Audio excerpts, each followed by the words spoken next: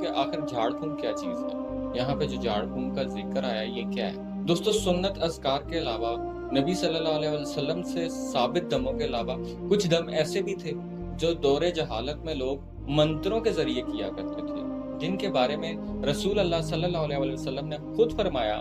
کہ تم اپنے دور جہالت کے دم مجھ پر پیش کرو، اگر ان میں شرکیہ کلمات نہیں ہیں تو تم لوگوں کو اجازت ہے، تم وہ خود پر کر سکتے ہو۔ تو دوستو یہ جو سنت اذکار اور نبی صلی اللہ علیہ وسلم سے ثابت جو دم ہیں، ان دموں کے علاوہ جو